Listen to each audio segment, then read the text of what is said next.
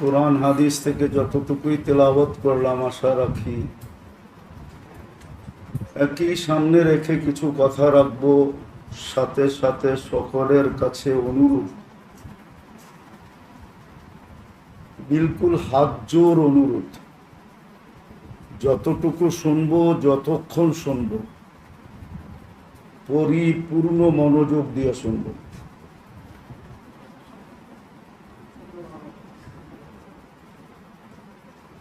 কেননা এটা আল্লাহর আদেশ, ইদা কুরিয়াল কোরআন ফাস্তামিউ লাহ, কোরআন বা কোরআনী কথা যখন শোনো তো পরিপূর্ণ মনোযোগ দিয়ে শোনো। দ্বিতীয় অনুরোধ থাকবে পরিবেশটা যেন নীরব নির্জুম থাকে, এটাও আল্লাহর আদেশ। ও আনসিতু লাহ, বিলকুল নির্জুম। তাইলে কিন্তু রহমতের ছোঁয়া আমাদের সাথে থাকবে। ছোঁয়া না, বরং রহমত দ্বারা আমরা ঢাকা থাকব। কিছু জিনিস আছে সংযোগ থাকলে চলমান থাকে, আর সংযোগ না থাকলে চলমান থাকে না। ঠিক আল্লাহর রহমতের ছোঁয়া যদি আমাদের সাথে এই মুহূর্তে না থাকে, তাহলে কথাগুলো আমাদের দিলের ভিতরে গাঁথবে না।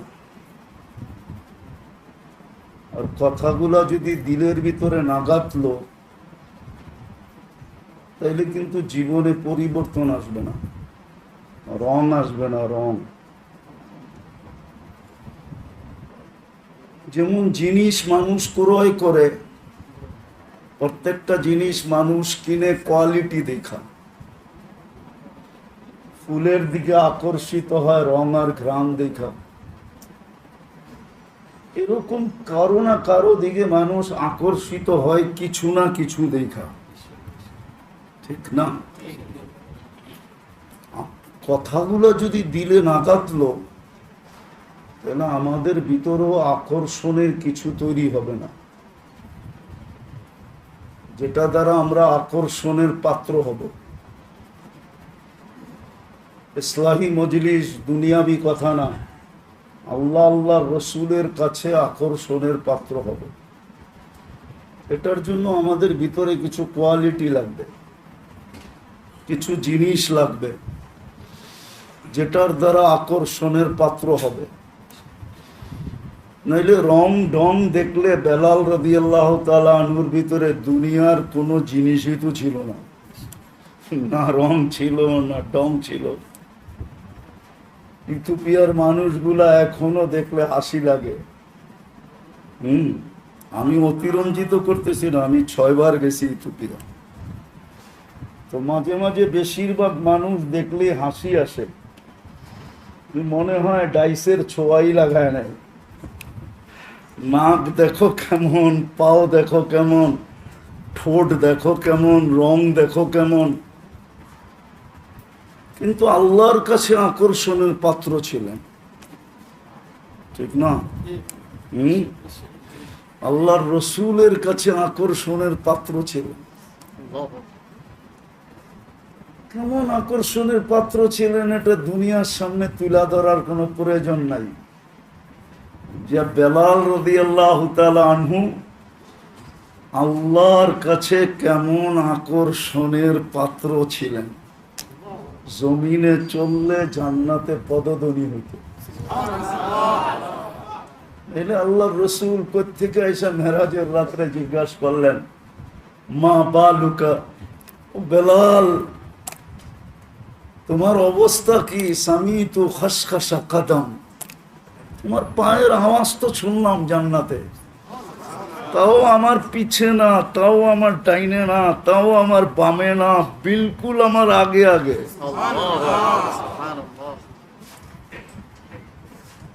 আল্লাহর কাছে যদি আকর্ষণের পাত্র না হইতো, তাহলে জমিনে চললে কি জান্নাতে পদধ্বনি হয়?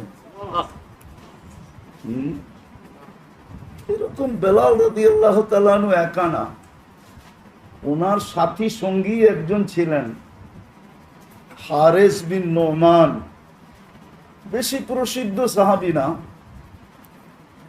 আল্লাহর রসুল যখন জান্নাত করতেছিলেন, সায়ের করতেছিলেন, তো ওনার কোরআনের আওয়াজ শুনতেছিলেন। তো জিবরিল আলাইহিস ইসলামকে জিজ্ঞাসা করছে, হারেস বিন নোনার তো দুনিয়াতে, এইখানে ওনার কোরআনের আওয়াজ। বলছে, আপনি তো রাত্রেই আসছেন তা না, তাই না? আর এখনো তো দুনিয়াতে রাত্রই। কেননা আল্লাহ ঘড়ির কাঁটাকে, জগৎকে থামায়া দিছে, যে যেইখানে ছিল ওইখানেই দাঁড়ায় আছে। আজকে আপনার জন্য system of. Haris bin Noman daily রাত্রে তাহাজ্জুদে কোরআন পড়ে, আর আমরা জান্নাতে শুনি। আপনি তো আজকে শুনলেন। কেমন আল্লাহর কাছে আকর্ষণের পাত্র ছিলেন। বেলাল রাদিয়াল্লাহু তাআলা আনহু সারির লোকই ছিলেন, গরিব ছিলেন, নিতান্ত গরিব। তো বংশ, বুলি, রূপ রেখা দ্বারা কেউ আকর্ষণের পাত্র হয় না।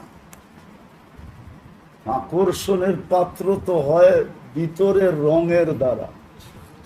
কি? ভিতরের আর ভিতরের রঙের দ্বারা হয়। আর যখন ভিতরে রং আসে, তখনই এক সময় বাইরে এটা ফুটা ওঠে। বাইরে এটা ফুটা ওঠে। গোলাপের প্রথম ভিতরে রং আসে, তারপরেই এটা বাহিরে ফুটা ওঠে। তো ভিতরে রং আসলেই বাহিরে ফুটা ওঠে। সত্য এটাই। আগে ভিতরে রং আনতে হবে।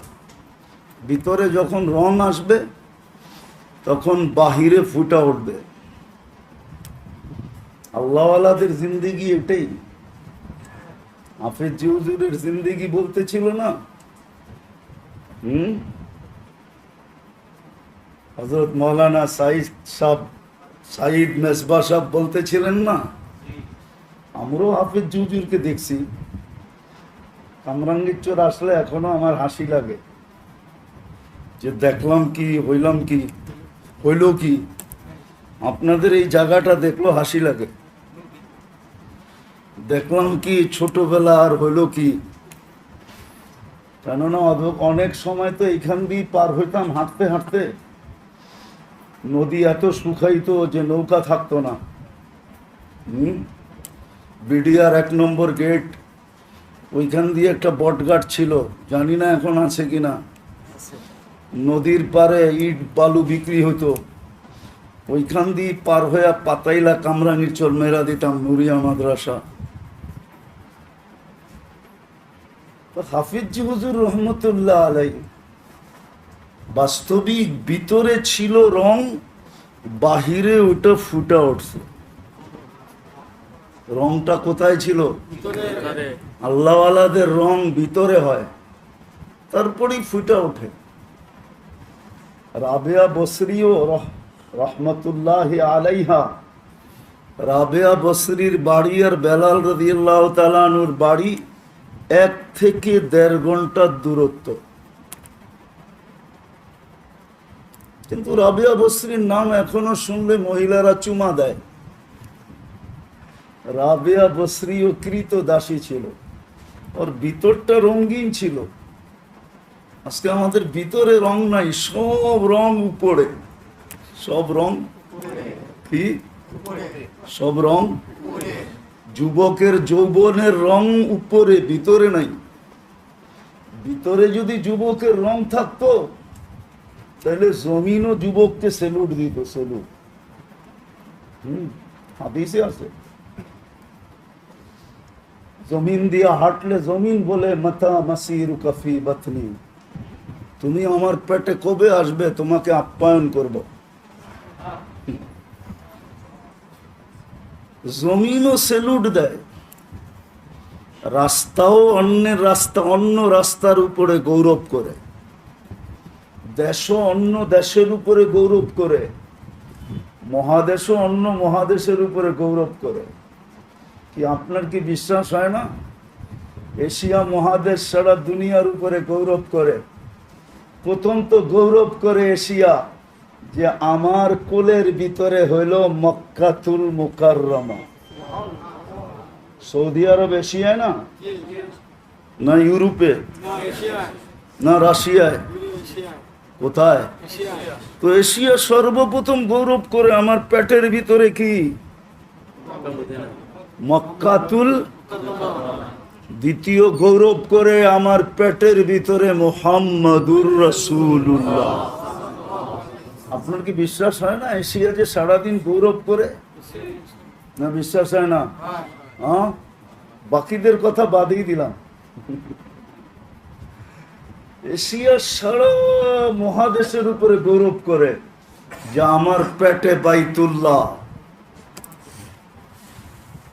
আইনামা তুয়াল্লু ফাসাম্মা ওয়াজহু, আমার পেটের ভিতরে বাইতুল্লাহ, যেখানেই হও ওইদিকে মুখ করো, যেখানেই হও ওইদিকে মুখ করো। আর এর চেয়ে বড় হইল আমার পেটের ভিতরে মুহাম্মাদুর রাসূলুল্লাহ। এরকম মহাদেশও গৌরব করে, মহাদেশও গৌরব করে। তারপরে সবচেয়ে বেশি মহাদেশ গৌরব করে রাশিয়া। কেননা সিয়াসেত তার মোসান্নেফ 6 জনই রাশিয়ার। বুখারা রাশিয়ায়, মুসলিম রাশিয়ায়। ওই জমিনও গৌরব করে যে আমার ভিতরে আমার পেটে ইমাম বুখারী রহমতুল্লাহ আলাইহি। সত্য এটি। আজকে আমাদের রং বাহিরে, ভিতরে নাই। কিন্তু উচিত ছিল ভিতরটাকে রঙিন করা, ভিতরটাকে, যার ভিতরে যত রঙিন, যত রং বাহিরে প্রকাশ পাবে এটা তত বেশি। হ্যাঁ, হইতে পারে মানুষের চোখে নাও পড়তে পারে, কেননা মানুষ একমাত্র প্রাণী যে চশমা পড়ে। মানুষ একমাত্র প্রাণী যে লেন্স লাগায়। কি বলে না, চোখে অপারেশন করে? হ্যাঁ, আরে অপারেশনটার নাম বলেন না, ছানি অপারেশন করে। মানুষ একমাত্র, আমারও অপারেশন করা। মানুষই একমাত্র প্রাণী যে চশমা পড়ে। এই জন্য বলতেছিলাম, মানুষের চোখে রং নাও পড়তে পারে, যুবকের রং মানুষের চোখে নাও পড়তে পারে। কারো ভিতরের রং বাহিরে ফুটা উঠার পরও কারো চোখে না পড়তে পারে, কিন্তু সৃষ্টির চোখে পড়বে এতে কোনো সন্দেহ নেই। কেননা সৃষ্টি চশমাও পড়ে না, আবার সৃষ্টির চোখে ছানিও পড়ে না। একমাত্র মানুষের চোখে ছানি পড়ে, একমাত্র মানুষই চশমা পড়ে, আর কোনো সৃষ্টি চশমা পড়ে না। কেউ প্রমাণ দিতে পারবে না। চোখের ডাক্তার একমাত্র মানুষের জন্য, পশুর ডাক্তার চোখ, পশুর চোখের কোনো ডাক্তার নাই। মনে হয় বুঝাইতে পারতেছি না। বিদায় সৃষ্টির চোখে পড়বেই পড়বে যখন ভিতরটা রঙিন হবে। আজকে আমাদের ভিতরে রং নাই, সব বাহিরে রং। আর ভিতরটা রঙিন হবে যখন আল্লাহর রহমতের ছোঁয়ায় সব সময় থাকবো। এই জন্য এই সমস্ত মজলিসে আমরা আসি বটে, কিন্তু যেইভাবে শোনার ওইভাবে শুনি না। যেইভাবে পরিবেশ বানানো ওইভাবে বানাই না। ওইভাবে যদি শুনি মনোযোগ দিয়া, পরিপূর্ণ মনোযোগ দিয়া, তাইলে আল্লাহর কথা সত্য, লাআল্লাকুম তুরহামুন। রহমতের কানেকশন, রহমতের সম্পর্ক তোমার সাথে হবেই হবে। তখন আর শত মজলিস দরকার হবে না, এক মজলিসে জিন্দেগি চেঞ্জ। কয় মজলিসে? আমি আপনাকে প্রমাণ দিতে পারবো। হাজারো লোক আছে, ইতিহাসের পাতায় খুঁজলে পাওয়া যায়। কিতাবাদিতে খুঁজলে দেখা যায় সামান্য কথায় জীবন চেঞ্জ। ইব্রাহিম ইবনে আদম রহমতুল্লাহ আলাইহি জিজ্ঞাসা করছে, গভীর রাত্রে আমার ছাদে কি করিস? কয়, আমি উট তালাশ করতেছি। উট। কয়, পাগল নাকি? উট ছাদে উঠবে কি কইরা? আমি যদি পাগল হই তো আপনিও পাগল। বলছে, আমি কি কইরা? কয়, তাহলে রাজ প্রাসাদে বসে আল্লাহ পাবেন কি কইরা? জীবন চেঞ্জ। কথা কিন্তু লম্বা না, দিল দেমাগ ফাইরা সব বাহির হয়ে গেছে। ওই দিনই রাজত্ব ছেড়ে দিছে। এতটুক কথায় জীবন চেঞ্জ। বনি ইসরাইলের সবচেয়ে বড় বদমাস ইতিহাসের পাতায় পাওয়া যায়, যার নাম কিফিল। এতটুক কথায় শুধু জীবন চেঞ্জ। বলছে, কাঁদিস কেন? তোর গায়ে তো এখনো আঙ্গুলের ছোঁয়াই দিলাম না। বলছে, কেন কাঁদি জানিস কিফিল? আমি বাজারি মেয়ে না, এটা আমার পেশাও না। তুই তো চেহারা সৌন্দর্য দেখেই আমাকে নিয়ে আসছিস টাকা দিয়া, তাই না? কাঁদতেছি এই জন্য যে আল্লাহ সৌন্দর্য দিল, কালকে এই চেহারাটা ওই আল্লাহকে কি করে দেখাবো? কিফিল ওইখানেই চিৎকার দিছে আর জমিনে পড়ছে।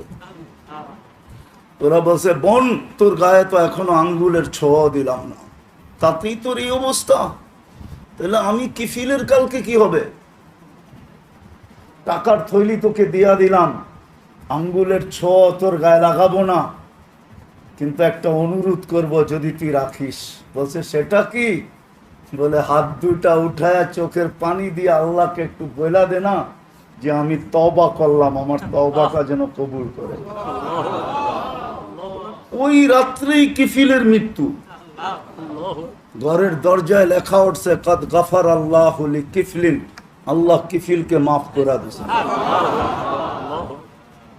মজলিস বেশি লাগে না, একটাই যথেষ্ট। যদি শোনার মতো হয়, মজলিসের মতো হয়, আর কথা যদি দিলে কাথে। হ্যাঁ, সত্য এটাই। হাজারো কাহিনী আছে। এক কথায় জীবন চেঞ্জ। আরে জীবিত মানুষের কথা তো দূরের কথা, মৃত্যু মানুষের কথায়। মালিক ইবনে দিনার রহমতুল্লাহ আলাইহির মেয়ে স্বপ্নে বাবাকে বলছিলেন, বাবা এখনো কি ফিরে আসার সময় হয় নাই? কোরআনের এক আয়াত শোনায়া দিয়েছেন, যার অর্থ এখনো কি মুমিনের ফিরে আসার সময় হয় নাই? বাস ঘুমের থেকে উঠতে দেরি, মালিক ইবনে দিনার চেঞ্জ হইতে দেরি হয় নাই। যার নামই ছিল মালিক ইবনে দিনার। আরেকটা কাহিনী মনে উঠলো, এই জন্য শোনাইতেছি। ওনার জামানায় এক বাদশাহ ছিলেন ইয়াজিদ বিন মুহাল্লাব, বড় প্রতাপশালী, ইসলামের জগতে বড় প্রতাপশালী বাদশাহ ছিল ইয়াজিদ বিন মুহাল্লাব। তো মালিক ইবনে দিনার রহমতুল্লাহ আলাইহির জামানায় তো শান শওকতের সাথে বাড়ির থেকে বাহির হইতেছিলেন, একটু উঁচা জায়গায় দাঁড়ায় মালিক ইবনে দিনার রহমতুল্লাহ আলাইহি তাকায় তাকায় দেখতেছিলেন। আর যখন বাদশার চোখে চোখ পড়ছে, তখন একটু বেঁকা চোখে দেখছে, মাথাটা একটু বেঁকা করে, চোখটা একটু বেঁকা করে দেখছে, একটু ইনসাল্টের ভঙ্গিতে দেখছে, হ্যাঁ ও প্রতিপন্নের ভঙ্গিতে দেখছে। মালিক ইবনে দিনা ইয়াজিদ বিন মুহাল্লাব ডাকছে, তো এদিকে আয়, তুই কি আমাকে চিনিস না? সে তো বলতেছে, তোমার চেয়ে আমি তোমাকে ভালো চিনি, তোমার চেয়ে আমি তোমাকে, আচ্ছা আমার চেয়ে কেউ অন্য কেউ আমাকে ভালো চিনতে পারে?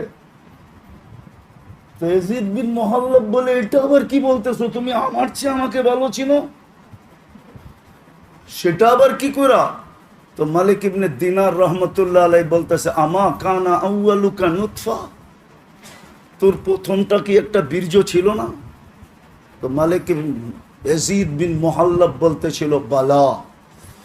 কেননা আগের যুগের বাদশারা, সম্ভ্রান্ত মানুষরা, টাকা পয়সাওয়ালা লোক, বিত্তশালীরা বেয়াদব ছিল না, সম্ভ্রান্ত ছিল, কিন্তু কি কি বেয়াদব ছিল না।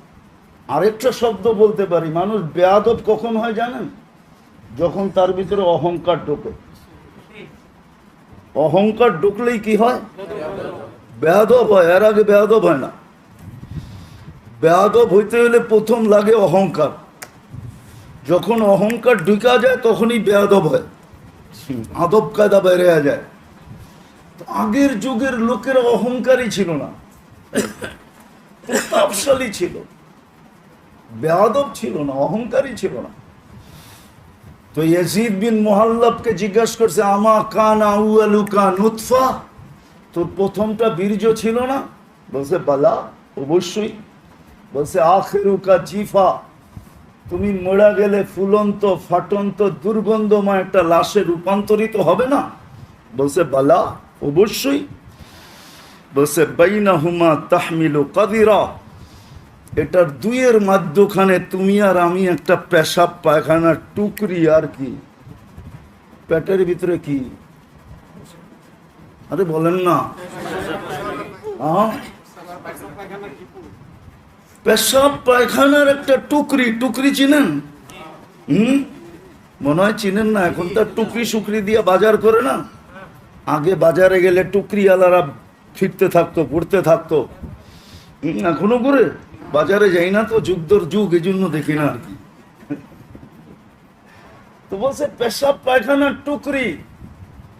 তারপরে ইয়াজিদ বিন মুহাল্লাব বলতেছে, আল্লাহি ইয়া শাইখ আরাফতানি হাক্কা, আপনি আমাকে চিনছেন, এই চামচগুলা একটাও আমারে চিনে নাই, আমার চতুর্দিকে যে চামচগুলা আছে। ইয়াজিদ বিন মুহাল্লাবের জিন্দেগি চেঞ্জ। দিতে দিতে রাত্র পার হয়ে যাবে, হাজারো কাহিনী দেওয়া যায়, ছোট কথায় জীবন চেঞ্জ। তো লম্বা শুনতে হয় না, জীবন যদি চেঞ্জ করতে হয় তাইলে দুটা কথাই জীবন চেঞ্জ হয়ে যায়। এতজনের কথা শুনতে হয় না, এত লম্বা কথার প্রয়োজন হয় না। আজকে তো জীবন চেঞ্জ করার ইচ্ছা আমাদের নাই। জীবন চেঞ্জ করার ইচ্ছা আমাদের নাই। জীবন চেঞ্জ করার ইচ্ছা যদি থাকতো তাহলে এক মজলিসই যথেষ্ট, ভিতরে রং চলে আসতো। আর না হওয়ারও কারণ আছে, না হওয়ারও, আমরা সারাদিন দেহ নিয়া বিভোর, দেহ নিয়া, দেহটা নিয়ে সারাদিন ভাবি, ঠিক না? সত্য তো? হ্যাঁ, এই মজলিসে একজনও নাই যে ডেলি 1 মিনিট আত্মা নিয়া ভাবে। 1 মিনিট মাত্র।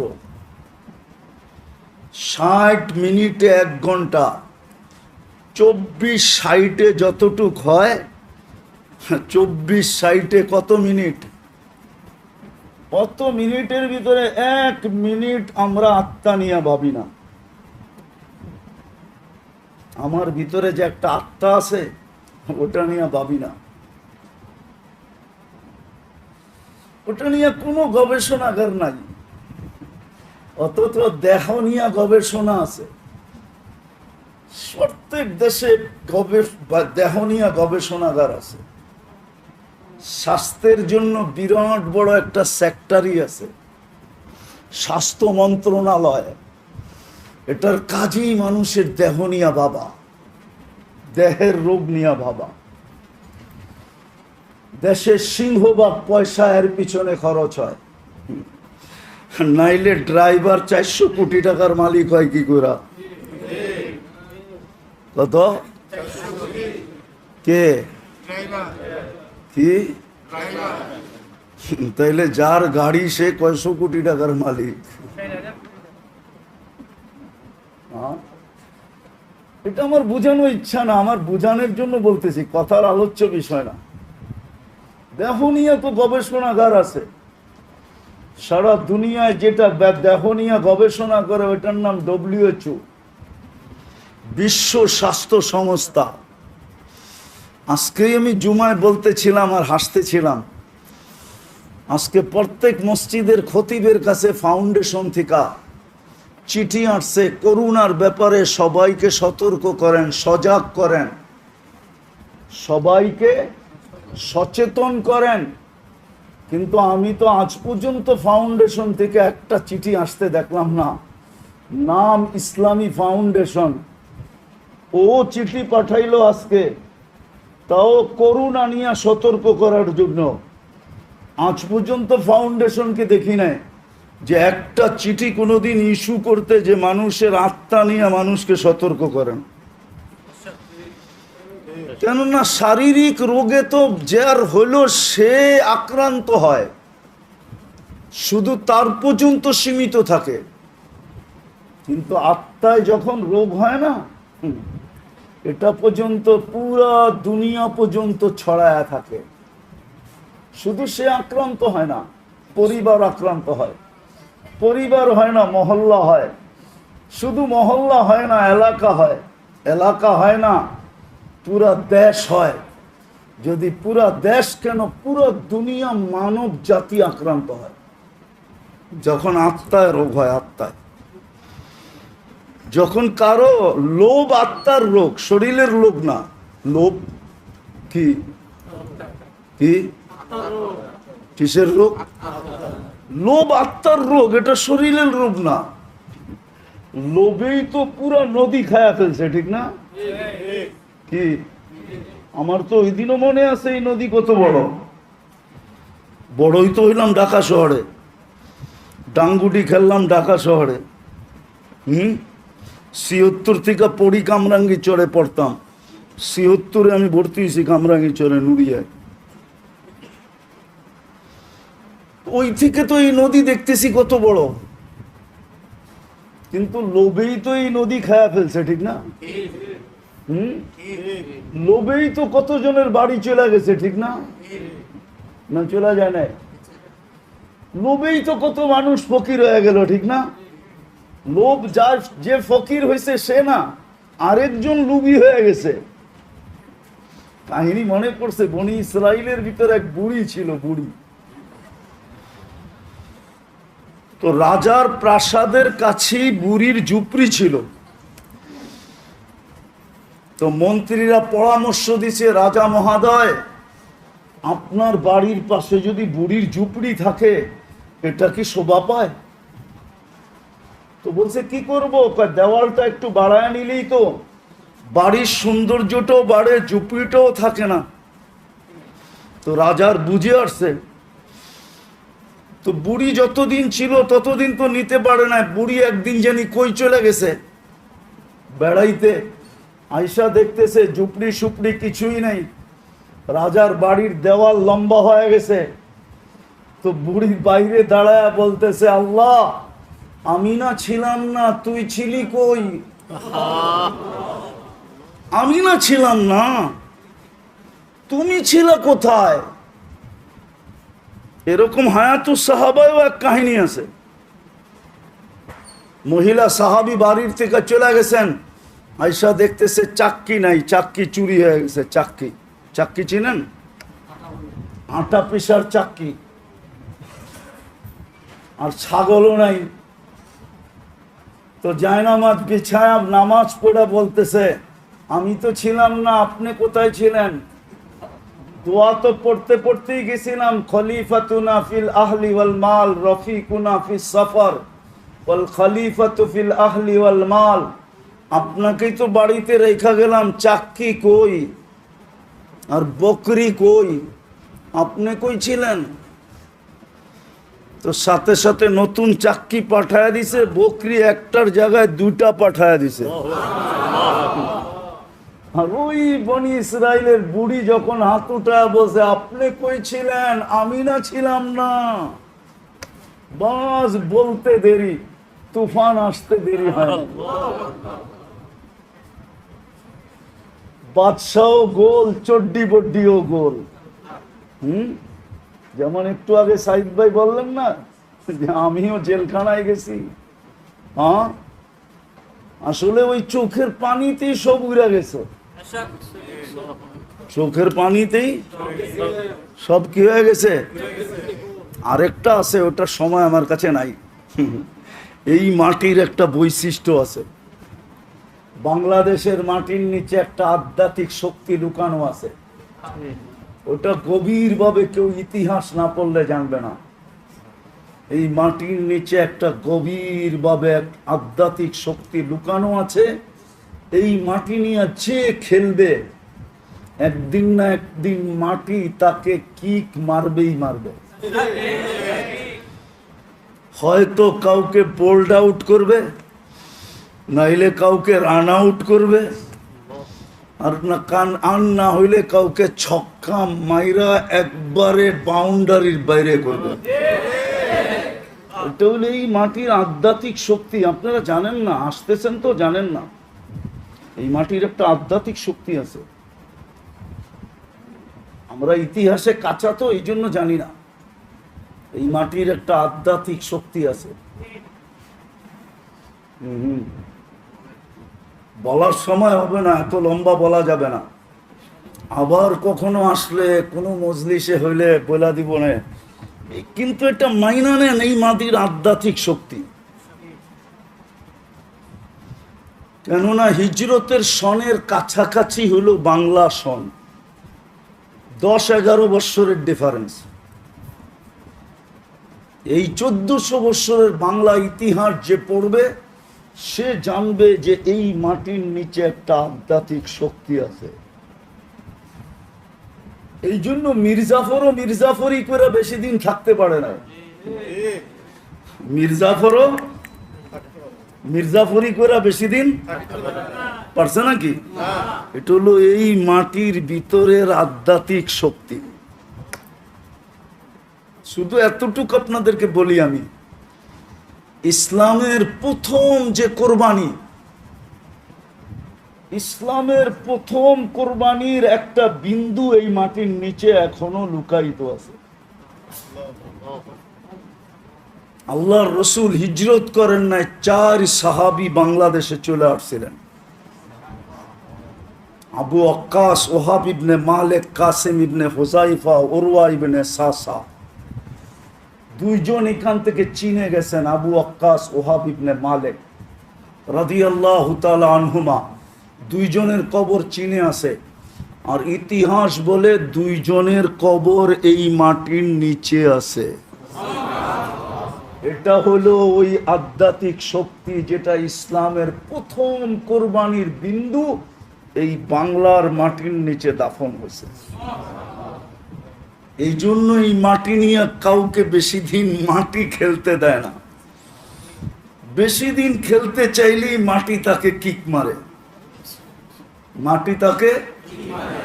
কেউ হয়তো বোঝে, কেউ হয়তো আমার কথা বুঝবে না, বেশিরভাগই বুঝবে না, হয়তো কেউ বুঝলে বুঝতে পারে। এই জন্যই দেখা যায় অল্প কয়েকদিন পরেই মাটি তাকে কিক মারা শুরু করে, কেননা এই মাটির নিচে একটা আধ্যাত্মিক শক্তি লুকানো আছে। তো যেটা বুঝাইতেছিলাম, মজলিস বেশি লাগে না। আজকে তো সারাদিন আমাদের চিন্তা দেহনিয়া, আত্মা নিয়ে কোনো চিন্তা নেই। সমস্ত গবেষণাগার দেহ নিয়ে, আত্মা নিয়ে কোনো গবেষণাগার নাই। সব ক্লিনিক দেহের, আত্মার কোনো ক্লিনিক নাই। সব ফার্মেসি দেহের, আত্মার কোনো ফার্মেসি নাই। সব মেডিকেল দেহের, আত্মার কোনো মেডিকেল নাই। অথচ মানুষের আত্মার রোগেই শুধু সে শরীরের রোগ হইলে সে একা আক্রান্ত হয়, কিন্তু আত্মার রোগী হইলে হয় জাতিকে জাতি, পুরো গোষ্ঠী, পুরো মানব জাতি আক্রান্ত হয়। আজকে জুলুম মানুষের হিংসার কারণ, মানুষের কারণেই দুনিয়াতে আজকে জুলুম আর জুলুম, মানুষের আত্মার রোগের কারণে। আর হাদিসও আছে, একজনের আত্মার রোগের কারণে একটা জাতি মারা যাবে। শুধু একজনের আত্মার রোগ। কয়জনের? এক ফ্যামিলির আত্মার রোগ। পুরো জাতি ধূলিসাৎ হয়ে যাবে। আর আমরা চোখে এখন এটাই দেখতেছি। আমাদের আত্মার রোগ, ইসলাহ এই জন্যই দরকার, আত্মার রোগকে নির্ণয় করা দরকার। আমরা আত্মা নিয়ে ভাবি না। আরে রোগ বইলা কি লাভ হবে যদি আপনার ভিতরে ভাবনাই না আসে? শুধু শুধু তো হাদিস বলে নাই, আত্মা নিয়ে ভাবতে গেলে লা তাফাক্কুরু সাআ খায়রুম মিন ইবাদাতি সিত্তিনা ওয়া সাবঈনা সানা। এই হাদিস আত্মার ভাবনার ব্যাপারেও, যে আত্মা নিয়ে ভাববে তাকে 60-70 বৎসরের ইবাদতের সওয়াব প্রত্যেক মুহূর্তে দেওয়া হবে। চাই নারী হোক, চাই পুরুষ হোক, চাই যুবক হোক, চাই বৃদ্ধ হোক, বাচ্চার থেকে তো কলম উঠানো। আজকে তো আমাদের ভিতরে রূহ, আত্মা নিয়ে কোনো ভাবনাই নেই, চিন্তাই নেই। আমরা বিশ্বাস করতেই রাজি না যে আত্মার আবার রোগ হয় প্রত্যেকা। না, রোগ তো আত্মারই হয়। বরং দেহের রোগ তো মানুষকে শুধু দুনিয়াতে না, দেহের বহুত রোগ আছে যেই রোগ দ্বারা মানুষকে আল্লাহ উচ্চ থেকে উচ্চ মর্যাদায় আসীন করেন, উচ্চ থেকে উচ্চ মর্যাদা দান করেন। আপনি উঠান, ডায়রিয়া হয়ে মারা গেলে শাহাদাতের মউত। কি মউত? কি শাহাদাতের মউত? কি ছোট মউত? হ্যাঁ, ডাকায় ভাষা বোঝেন? শাহাদাতের মউত মানে সে আজরাইলকে ঠেক দিছে, মরে নাই সে। কোরআন বলে সে মরে নাই। বলবেন আজিমপুরে তো দাফন করলাম, আপনি পোশাকটা দাফন করছেন, পোশাক, তাকে না। এটা দুনিয়ার পোশাক, এটা বর্তমান দেহটা কি? কেননা জান্নাতের পোশাক এটা না। জান্নাতের পোশাক তো 120 ফিট লম্বা। কত কত? জাহান্নামীদের পোশাক এটা না। এক জাহান্নামীকে বসতে জায়গা লাগবে 470 কিলোমিটার। একটা দাঁত হবে 10 কিলোমিটার চওড়া। একটা রান হবে, ওই পাহাড় আমি 4 বার দেখছি, জাবালে বায়গা, ইয়ামানে আছে, ইয়ামানের শেষ মাথায়, সৌদির সাথে লাগোয়া। আল্লাহর রসুল বলছে জাবালে বয়দার সমান এক একটা জাহান্নামীর রান হবে। যে শাহাদাতের মউত মরছে, ও তো কাপড়টা আপনাকে দিয়া গেছে, পোশাকটা, ও জান্নাতেরটা পয়ড়া চলে গেছে, ও তো মরেই নেই। আল্লাহই তো বলে মরে নাই, আমি কোত্থেকে বলবো? ও তো আজরাইলকে ফাঁকি দিছে। তো অনেক রোগ আছে যেটার দ্বারা, যেই রোগে আক্রান্ত হলে আখেরাতে দারাজাত বুলন্দ হয়। শোনামো একটু। অসুস্থ ব্যক্তি যখন আহ আহ বলে, তো হাদিসে কুদসিতে আছে আমিনুল মারিদি তাসবিহুন।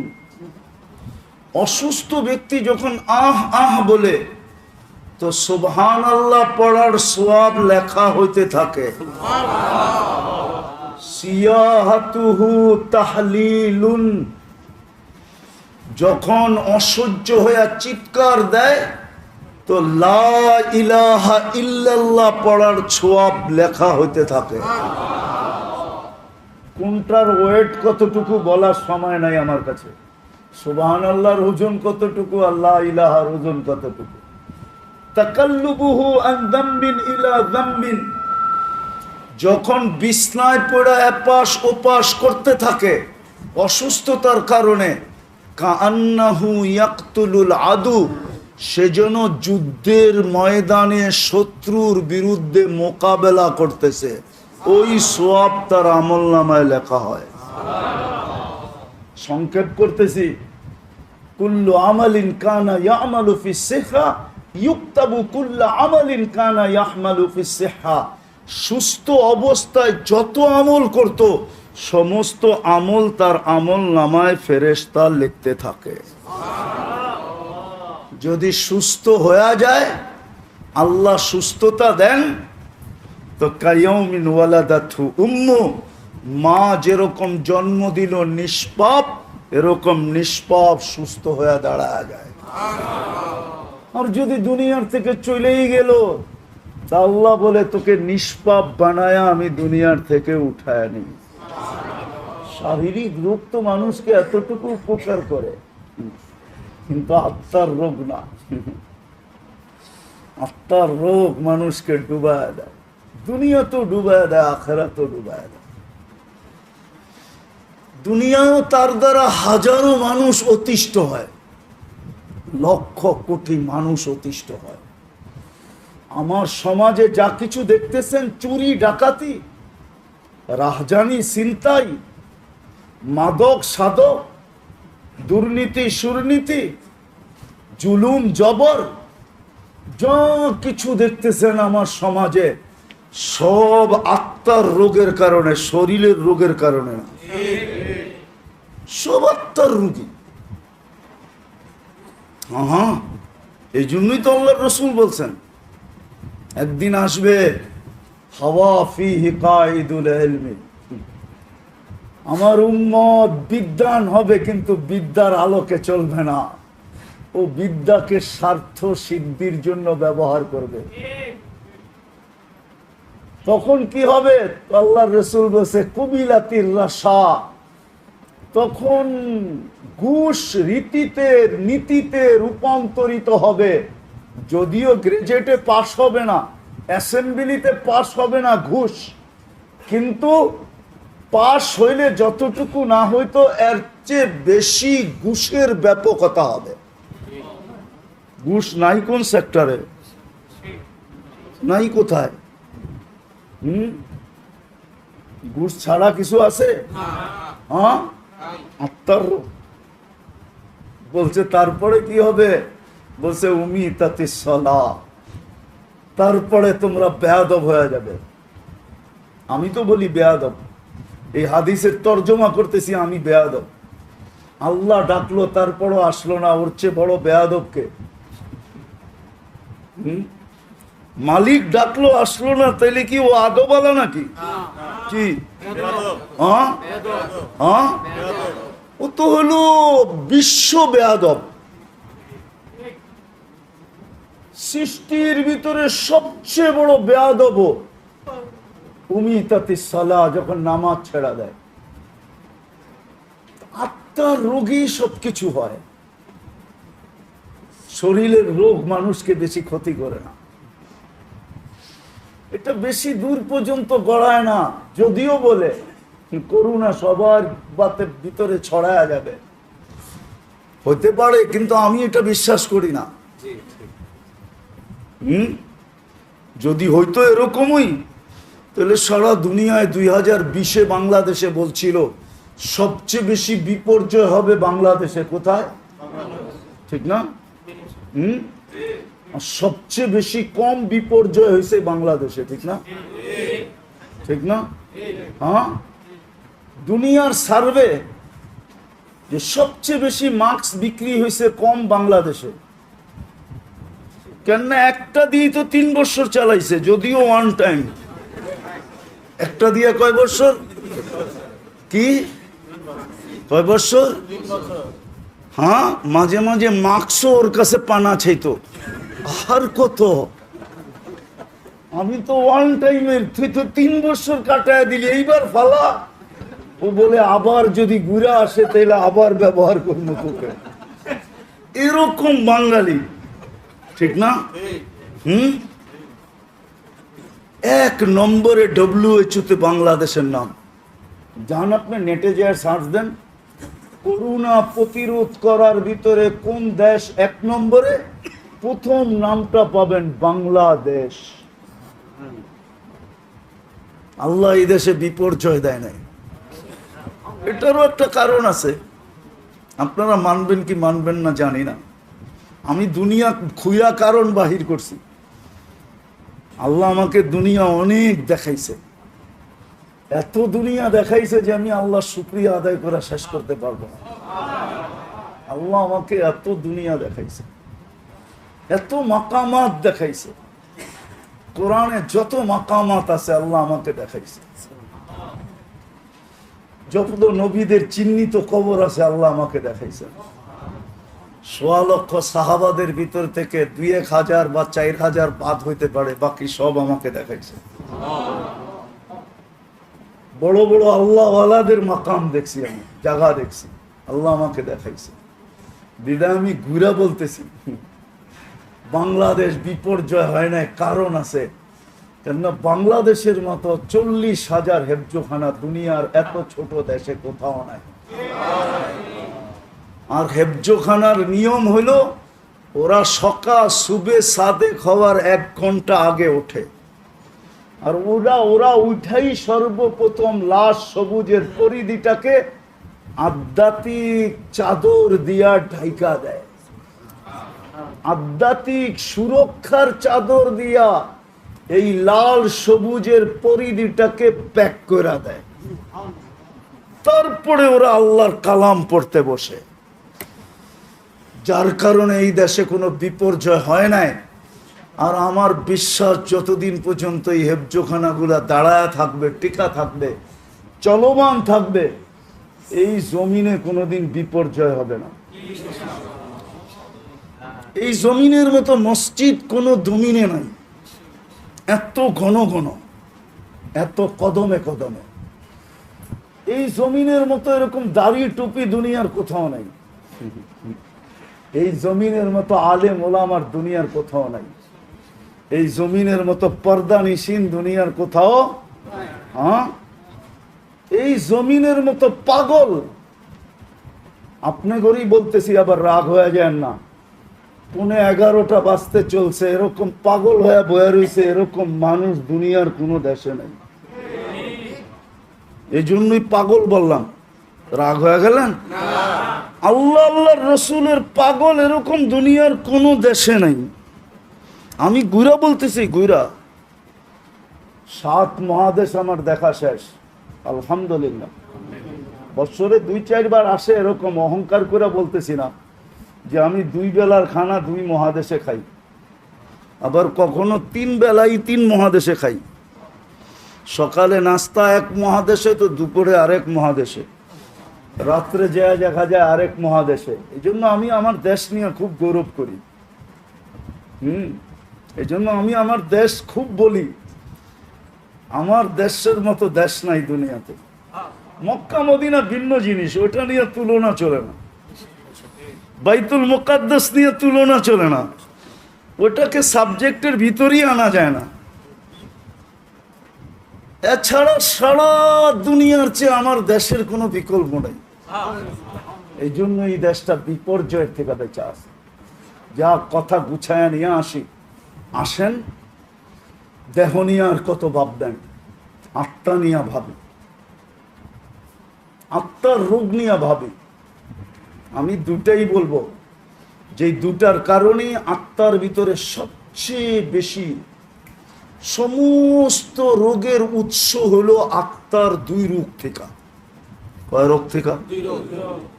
কয় রোগ থেকে? 2 রোগ থেকে সমস্ত রোগের উৎস।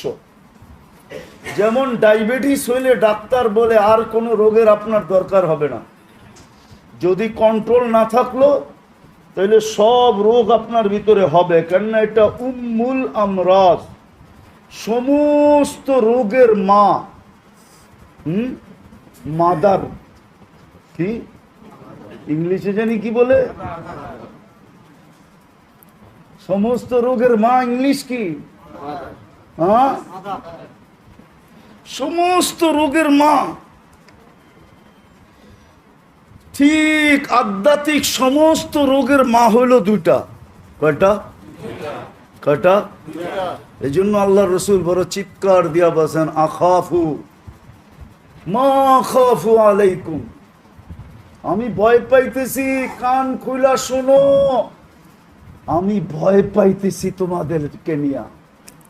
2 বার বলছে আখাফু আখাফু, আমি তোমাদেরকে নিয়ে ভয় পাইতেছি। বলছে কি ইয়া রাসূলুল্লাহ? বলছে তাউলুল আমল, লম্বা লম্বা আশা। প্রথম নাম্বার কি?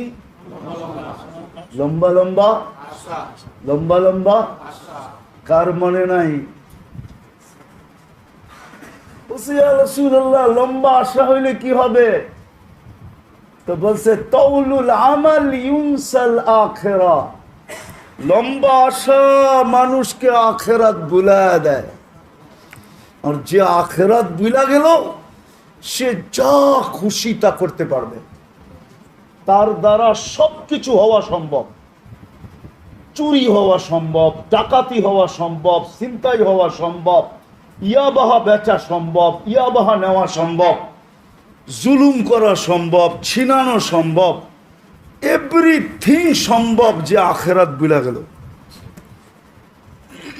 বলছে লম্বা আশা মানুষকে আখেরাত ভুলায় দেয়। আর আখেরাত যার চোখের সামনে নাই সে সব কিছু করতে পারে। ঘুষ, সুদ, সুলুম যত কিছু হইতে পারে, অপকর্ম যাকে বলে, সমস্ত অপকর্ম তার দ্বারা হওয়া সম্ভব যে আখেরাত ভুলা গেল। আজকে আমরা আখেরাত ভুলা গেছি। আখেরাত যে ভুলা যায়, হায় হায় হায় হায়, কসম খোদা,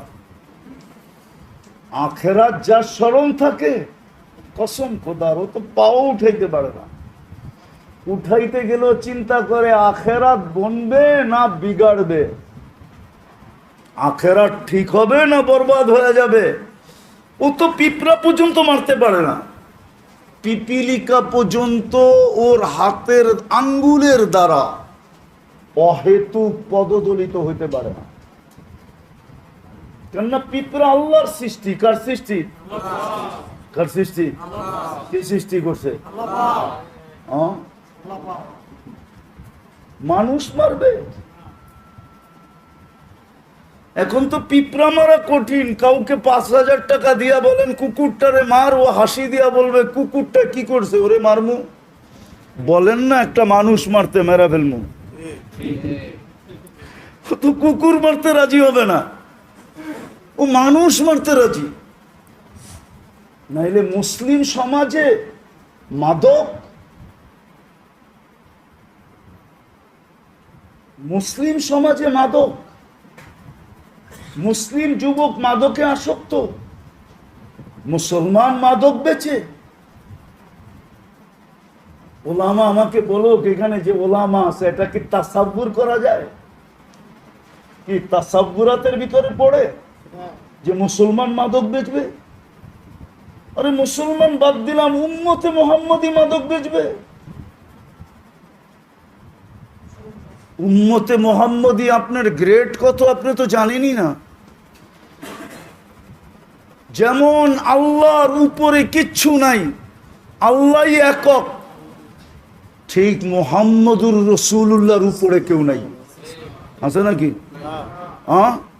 এরকম উম্মতে মুহাম্মদীর উপরে কেউ নাই। আছে নাকি? আল্লাহ যেরকম আহাদ উলুহিয়াতের ভিতরে, রিসালাতের ভিতরে মুহাম্মদুর রাসূলুল্লাহ আহাদ।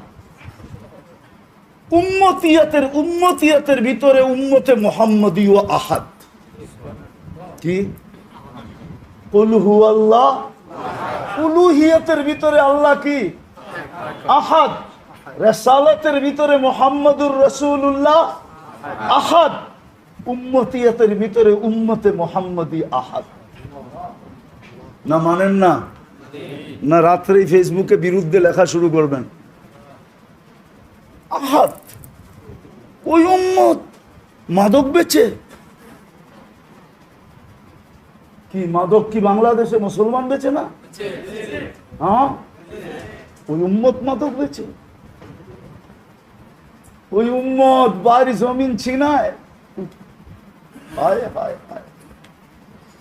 সর্বপ্রথম রোগ হইল তাউলুল আমাল, যেটার ফলাফল দাঁড়ায় আখেরাত ভুলা যায়।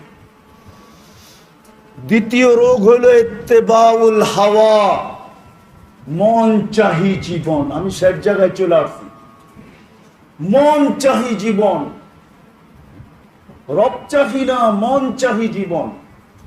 কোরআন হাদিসের আলোকে জীবন না, মন চাহি জীবন। ইত্তেবাউল হাওয়া বলছে মন চাহি জীবন কি হবে? আফারাইতাখাদা মান ইত্তাখাদা ইলাহাহু হাওয়া। মন চাহি জীবনে কি ক্ষতি হবে? আওয়াজ কমান। মন চাহি জীবনে কি ক্ষতি হবে? আল্লাহর রাসূল বলছে মন চাহি জীবন, হকের মাঝে তোমার মাঝে পর্দা করা যাবে, তুমি হক চিনবে না। বিদ্যা থাকবে কিন্তু তোমার ভিতর থেকে ওই পার্স বিনষ্ট হয়ে যাবে যেই পার্স থাকলে হক চিনে। মানুক আর না মানুক চিনে, মানুক আর না মানুক, মানুক আর না মানুক চিনে। আমার মনে আছে কোনো এক সময়, ভাই ছোলো করো ছোলো, আমার মনে আছে আমি একবার বয়ান করতেছিলাম জজদের ভিতরে। বাংলাদেশের 850 জজ আছে, রমজানে ওদের একটা ইফতার পার্টি হয়। তো কোনো এক সময় আমাকে ইনভাইট করছিলেন, আমি জজদেরকে বলতেছিলাম 850, এখন একটু বেশি হবে, 900 950 মতো। ওই সময় যে মন্ত্রী ছিল ওনার নামও আমি জানি, উনি আমার পাশে বসা ছিল। তো বলতেছিল আসরের পরে ইফতার কাছাকাছি আমি বয়ান করতে গেলে হুজুরের বয়ান করা হবে না। তা আমি বয়ান করলাম না, আজকে হুজুরের বয়ানই শুনি। তা আমি বলতেছিলাম শোনেন, আমি জানি আপনারা যেখানে বসে আছেন আমার মতো দাড়ি টুপি নিতে পারবেন না, জুব্বা সুব্বা পাগড়ি সাগড়ি পড়তে পারবেন না, আমার বেশভূষা অবলম্বন করতে পারবেন না। কেননা আপনারা যে চেয়ারটায় বসা আছেন ওই চেয়ারটারও একটা বাধ্যবাধকতা আছে, যে পেশায় আছেন এটারও বাধ্যবাধকতা আছে। যদি আপনারা 4টা কাজ করতে পারেন, তো সবাই বলল হুজুর 4 কাজ কি? আমি বললাম যদি আপনারা হককে হক বইলা স্বীকার করতে পারেন, হককে হককে স্বীকার করতে পারেন, হককে যদি হক বলে স্বীকার করে তাইলে আল্লাহ হেদায়েত দিয়া দেন।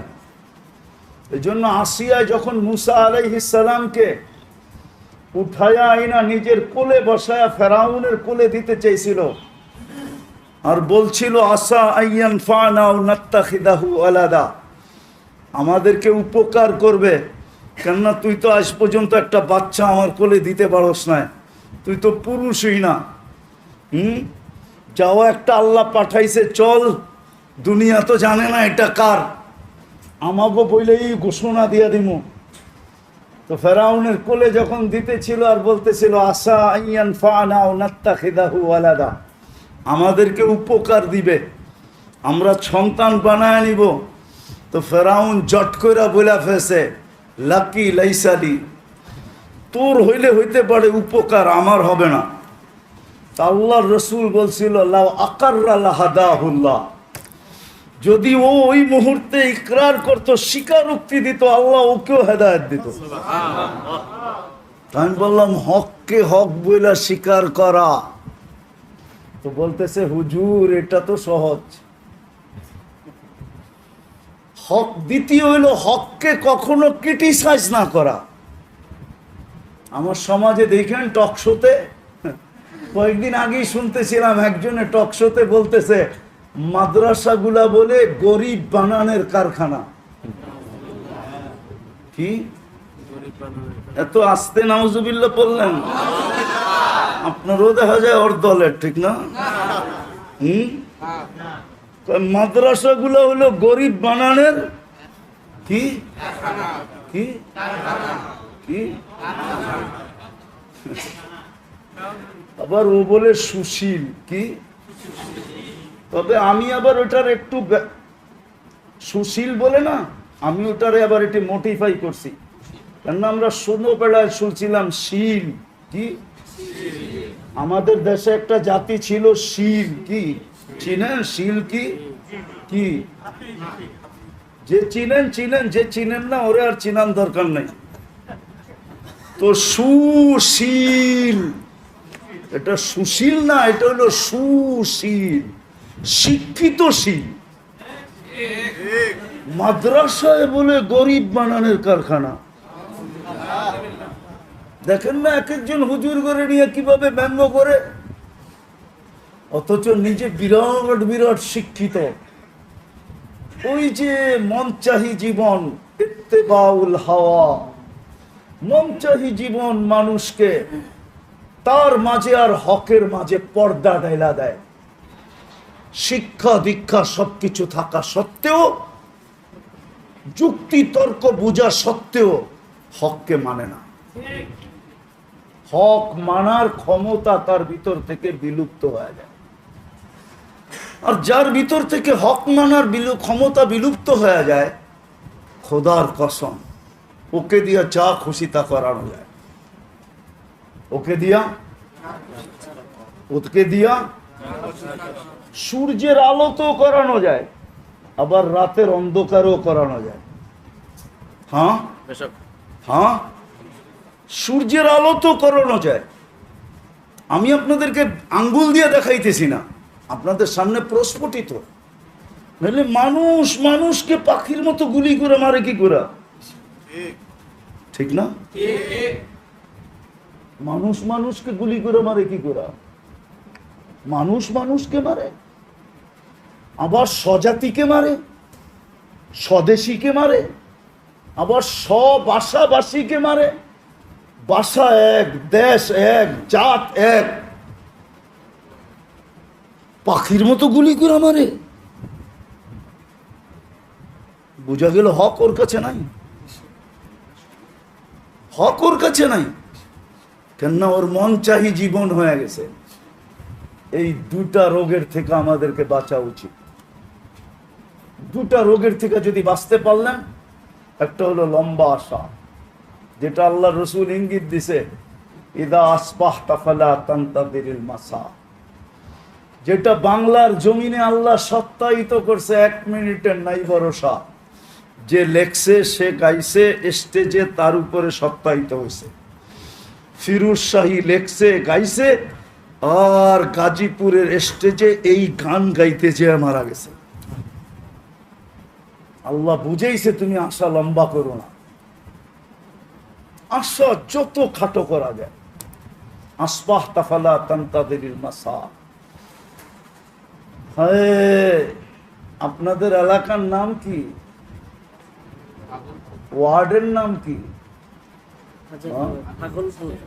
হাজারিবাগ, থানা হাজারিবাগ, ঠিক না? হাজারিবাগের মানুষ আজকে সূর্যটা বলতে বলতে ডুবছে। লান আউদ ফি হায়াতিকা আবাদা। হতে পারে কাল সকালে তোমরা আমাকে কেউ উঠতে দেখবে না। আল্লাহ পারে। জমিন প্রতি মুহূর্ত আল্লাহকে বলে, আলা কুল্লা ইয়াউমিন ওয়াল আরদু তাস্তাযিনু রাব্বা। জমিন প্রতি মুহূর্ত বলে, আল্লাহ অনুমতি দেন না। আন আবতালিয়া ইবনা আদম ফি বাতনি, আমি মানুষকে পেটে নিয়ে যাই। আল্লাহ জিজ্ঞাসা করে, কেন? যাহারা যাহারা মালাআ যাহরি জুলমা যুলমা ওয়া জাওরা। আমার পিঠটা জুলুম অত্যাচার গুনায় ভরে গেছে, আমি আর সইতে পারতেছি না, অনুমতি দেন না। প্রতিদিন জমিন বলে, প্রতি মুহূর্ত বলে। এটার নামই ভূমিকম্প। ভূমিকম্প এটার নামই। কম্পা ভূমি বলে ইন্দোনেশিয়ার ভাষায়, বাংলার ভাষায় বলে ভূমিকম্প। ভূমিটা কাঁপতে দেরি, আমরা পেটে যাইতে হয়তো দেরি করবো না। আজকে সূর্য বলতে বলতে ডুবছে। বিদায় আসেন, যদি নিজের শুদ্ধি চান, আশাকে ছোট করেন, মন চাহি ছাড়েন,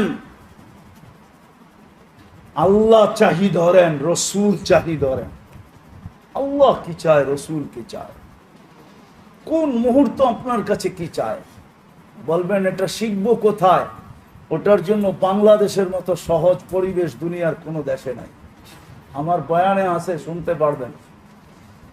এক মাসলার জন্য আমার কাছে 700 কিলোমিটার দূর থেকে আসছে। 2008 আমার সফর চলতেছিল এন্টার ইউরোপ। আমি জার্মানির ফ্রাঙ্কফুর্টে বসা ছিলাম। 700 কিলোমিটার দূর থেকে একজন নবমুসলিম আসছে একটা মাসলা জিজ্ঞাসা করতে। আমি শোনার পরে বলছিলাম, তোর পাও দুইটা দে, আমি একটা চুমা দিয়ে নিই। কেননা হাদিসের আলোকে তোর পাও চুমা পাওয়ার যোগ্য। তুই যত জায়গা দিয়ে আসছ, সমস্ত জায়গার তরু লতা গাছপালা মাটির কণা পর্যন্ত তোর জন্য ইস্তেগফারের দোয়া, মাগফিরাতের দোয়া করছে। তুই দে আগে পাও দুইটা চুমা দে। মাসলাটা ছিল, আমি নবমুসলিম, আমার মা বাবা মুসলমান না। ইসলাম, আল্লাহ, রসুল, কোরআন, হাদিস আমার অমুসলিম মা বাবার সাথে কেমন ব্যবহার শিখায়, আমি কেমন ব্যবহার করব। কিন্তু আমি বাংলাদেশে বুড়া হয়ে গেলাম, আজ পর্যন্ত কোনো যুবক আমাকে এসে জিজ্ঞাসা করে নাই যে আমার মা বাবার সাথে আমি কেমন ব্যবহার করব। আপনারা কোনোদিন জিজ্ঞেস করছেন? একজন হাত উঠে বলেন যে আমি কোনো হুজুরকে যে জিজ্ঞেস করছি আমার মা বাবার সাথে আমি কেমন ব্যবহার করব? বলেন। 700 কিলোমিটার দূর থেকে আসছে নবমুসলিম। ওই কাহিনী আমার দিলে গাইথা গেছে, এই জন্যই মাঝে মাঝে শুনাই। আমাদের দেশে এটা জানা অনেক সহজ। আল্লাহ কদমে কদমে হক্কানি আলেম দিয়া দিচ্ছেন। আলেম কামরাঙ্গীর চর দেখলে আমার হাসি লাগে কেন জানেন? বর্ষাকালে আমরা সেই কিল্লার মোড়ের থেকে নৌকায় বসতাম, আর নুরিয়া মাদ্রাসার পুরান বাথরুমের পিছে যায়া নামতাম। মাঝে মাঝে সাইদ সাহেব চলে গেছে মনে হয়, ওনাদের বাড়ির পিছন দিয়া, কুমিল্লা পাড়ার পিছন দিয়ে আমরা যেতে থাকতাম নৌকা দিয়া। এক নুরিয়া মাদ্রাসা ছিল। আজকে কামরাঙ্গীর চরে 500-র উপরে মাদ্রাসা, কয়েক ডর্জন হইলো দাওরায়ে হাদিস মাদ্রাসা, পুরুষ মহিলা মিলা। বাংলাদেশের মতো সুযোগ আল্লাহ দুনিয়ার কোথাও দেন না। শিখার জন্য যদি শিখতে চায়, মন চাহি বাদ দিয়া যদি রব চাহি চায়,